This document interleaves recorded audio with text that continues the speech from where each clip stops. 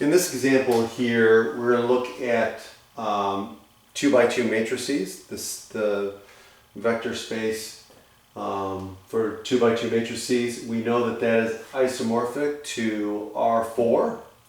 And we're going to use the basis for the domain is given by this here. Notice how the 1 is in different spots. Okay.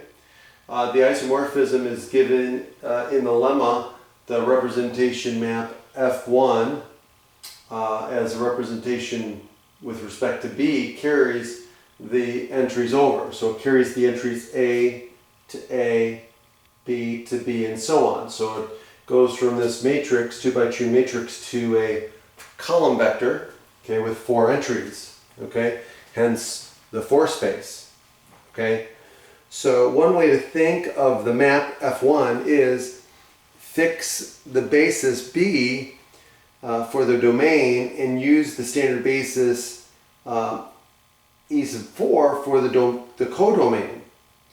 And then associate beta 1 with the vectors E1, beta 2 with E2, and so on. And then we can extend this association to all of the members of 2 spaces. So, how would we do that? Let's show it this way.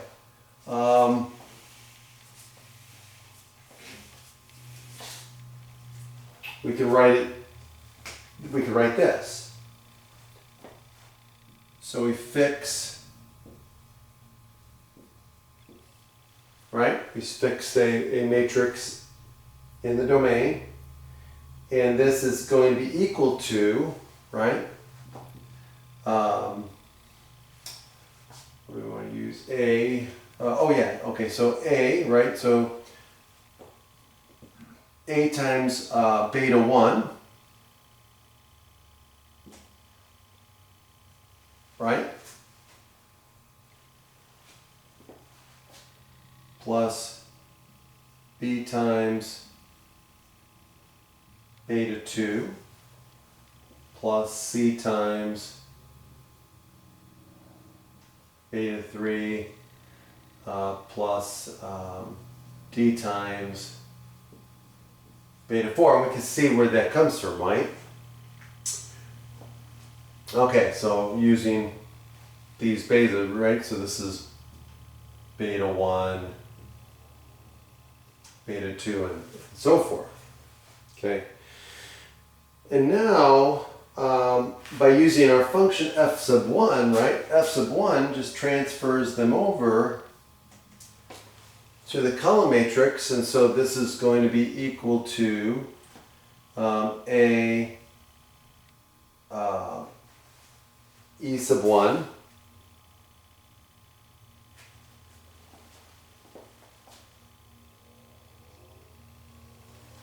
right?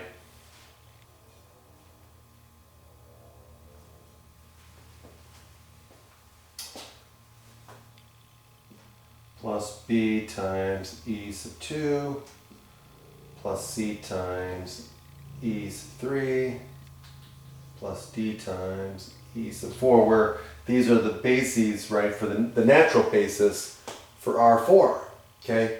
And I think I said E4 earlier. I meant epsilon 4 for the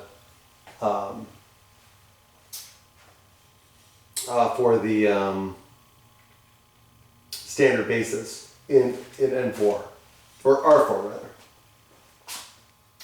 And then what does this give us? Well, this gives us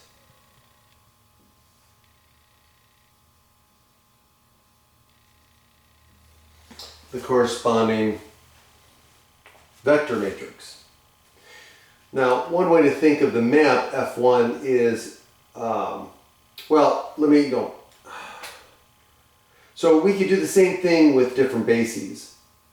For instance, taking the basis for the domain. So let's take A. Let's do a different basis. So we'll say A is equal to 2, 0, 0, 0, 0, 2, 0, 0,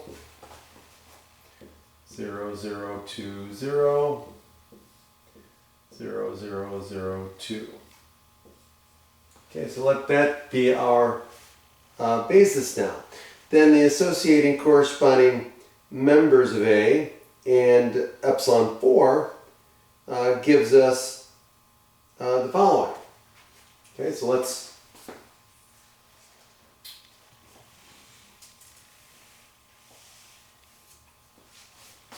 do this. So we start with our matrix again. And so now let's call those alphas, right? So let's call the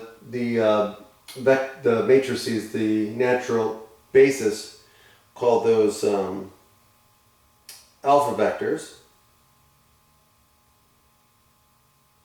And so now what we're going to do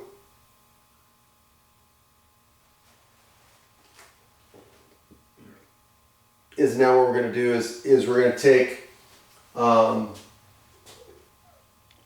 since we have a 2 here, in order to get to A over on the other side, well, if I'm just dealing with some fixed value A, if I use a linear combination of A alpha 1 plus B times alpha 2 plus C times alpha 3 plus D times alpha 4. Well, if I multiply this, I'm going to get 2 alpha, or excuse me, 2A, 2B. So what I'm going to do is I'm going to take A divided by 2, B divided by 2, C divided by 2, and D divided by 2.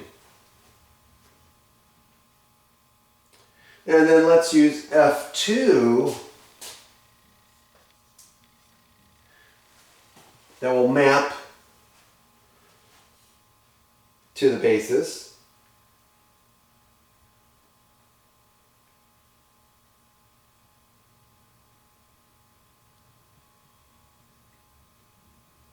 Right? Now if I use the, if I do this,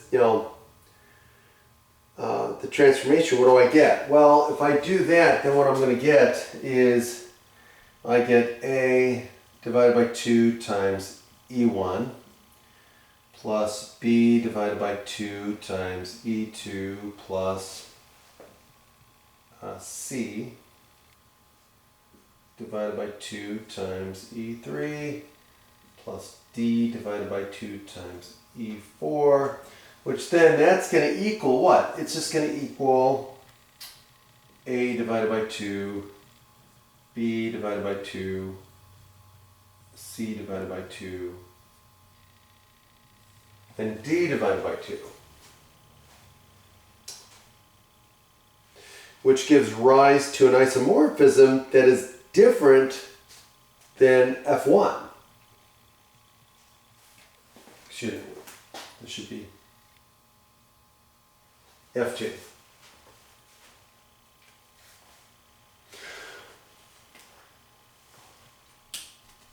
The prior map arose by changing the basis for the domain.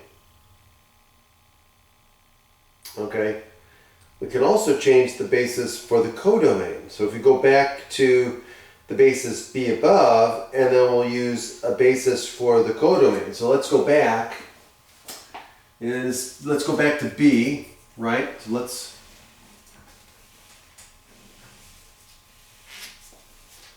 go back to B. Again, B is equal to this.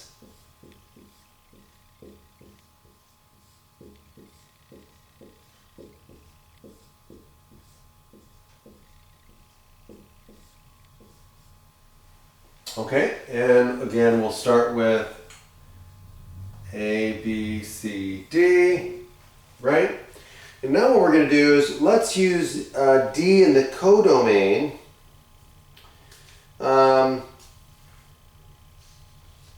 Which is going to be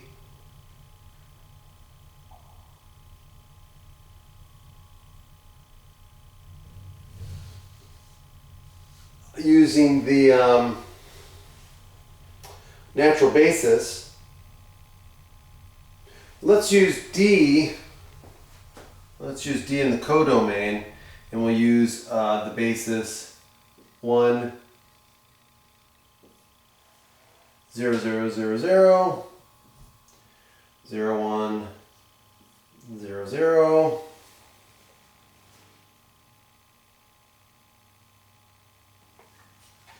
And what we'll do is we'll use 0, 0, 0, 1 and 0, 0, 1, 0. Notice how I'm using a different ordering, right?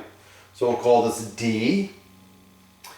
And so now what's going to happen is this. Okay?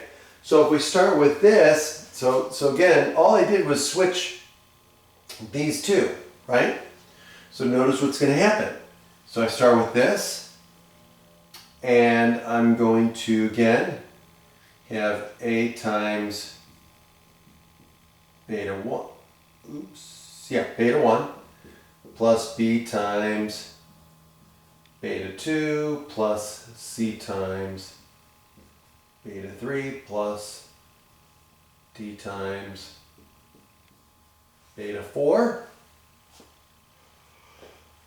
Now,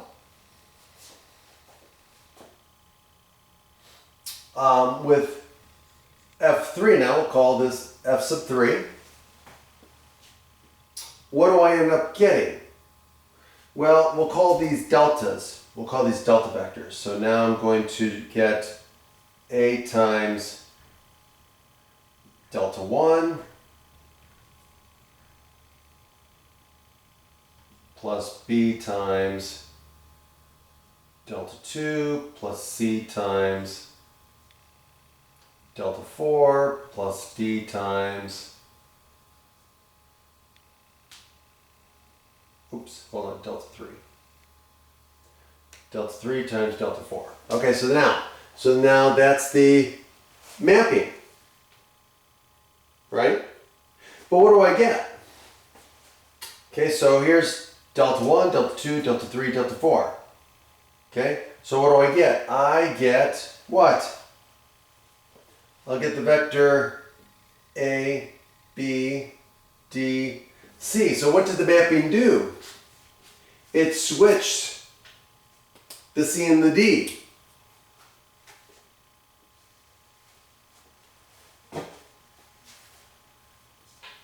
And that's kind of cool. So now, as we close up, just recall that the first chapter defines two matrices to be row equivalent if they can be derived from each other by row operations. There we showed that relation is an equivalence, right? So we talked about that. And so the collection of matrices is partitioned in the classes, where all the matrices that are row equivalent together fall into a single class.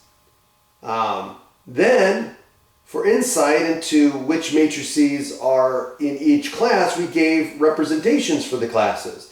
And which was the row reduced echelon form of the matrix, right? So those were the representations. So if we could find a row reduced form, that represented basically all of the matrices for that particular class. Now, in this section, what we've done is we followed that pattern, except that the notion here of quote-unquote the same is vector space isomorphism. So we defined it and established some properties, including that it is an equivalence. Then, as before, we developed a list of class representatives to help us understand the partition, and it classifies vector spaces by dimension. So in the last chapter, we with the definition of vector spaces, we seem to have opened up our studies to many examples of new structures besides the familiar R sub n's. So now what we're going to do is, we know that that isn't the case. any finite dimensional vector space is actually the same as a real space, which is what we've shown. We now know that that's the case. And that's it. Have a great day.